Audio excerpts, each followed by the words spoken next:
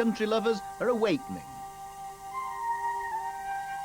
And some of them have brought their playthings along.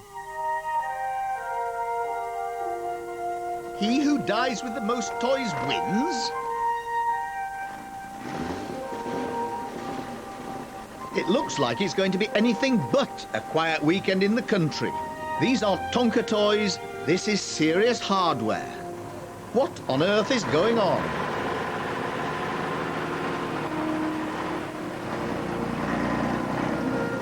Is it a military manoeuvre of some sort?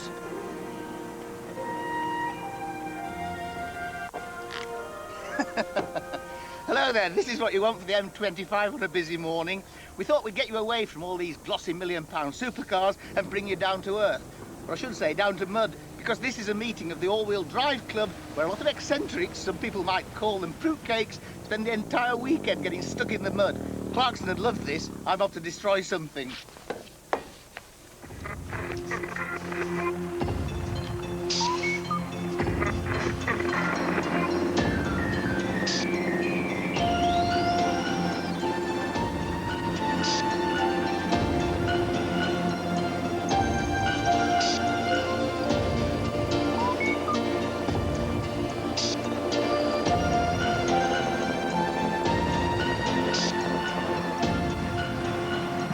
You may have noticed from one or two of my Top Gear appearances that I like mud. I've wallowed in it all over the world, but I've never seen anything like this. It was a mud plugger's mecca. This particular variety had the consistency of hospital porridge.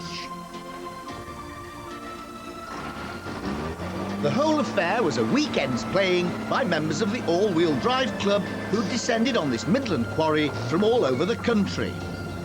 As well as slithering about in the mud, the members spent their time in all manner of contraptions attempting the impossible. This 12-ton monster is a 1953 Scammel Explorer. I like the trucks, I like driving the trucks, which is nice, you know, so we know if it came to a real situation and they are usable vehicles, we know what they'll do. It gives us a chance to find out, really. And as long as there's plenty of other vehicles to pull you out, you don't mind. It makes it all right then.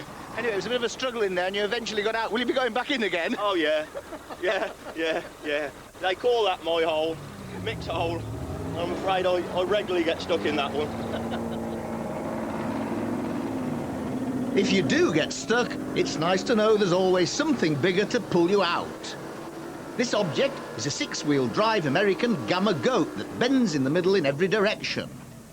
And this is a 1957 Bedford RL with an amazing flexible chassis.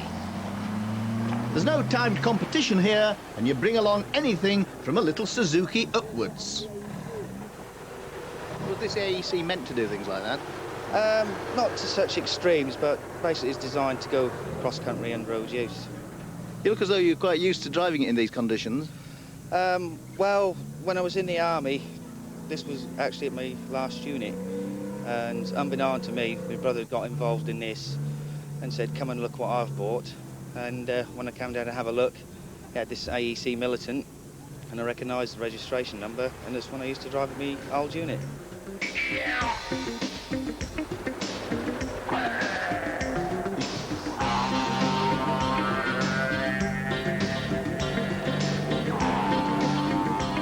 Although some of the machines on parade had a military career, many of them had never seen any action until this lot got hold of them. But this is very much a family affair and, most refreshingly, free from rules and regulations.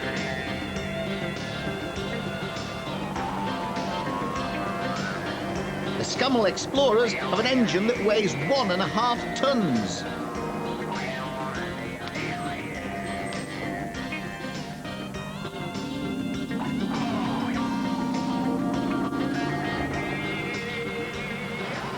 After 2 days of grovelling around in the mud here at Avon, Dassett, you wouldn't think there's a lot else to do. But for a very select few, there's a car wash with a difference.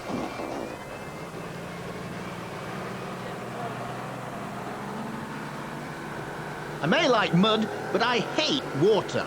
Marco's Gamma Goat seemed more like a second-hand colander to me. I think we're sinking. There are holes in the bottom here, the water's coming up, and I've got going down on this side. To the casual observer, it was a cross between a hippo's bath time in an African waterhole and Sunday afternoon on the Serpentine. The old hush puppies were taking a hammering, and it was all an extremely alarming experience.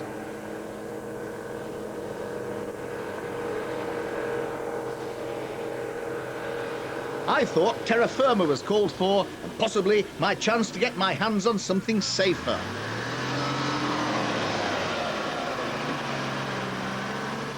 The vision's a bit restricted.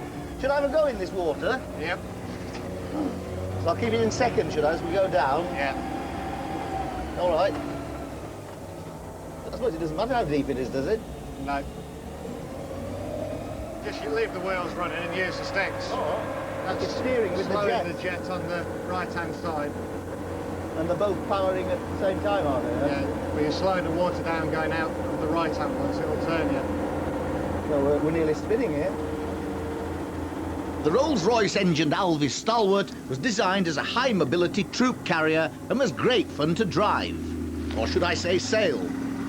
But now, the time to drive a tank. Yes, that's me driving. The owner, Andrew Baker, is up on the poop deck. This is what it's all about.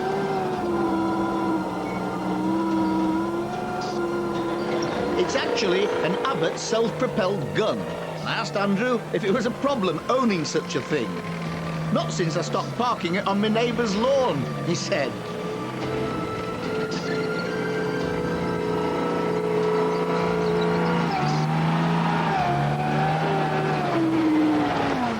Well, I've been in this quarry all day chasing things around and I haven't managed to catch anybody. In fact, everybody's kept out of my way. I wonder why. I've had enough. I'm off for dinner.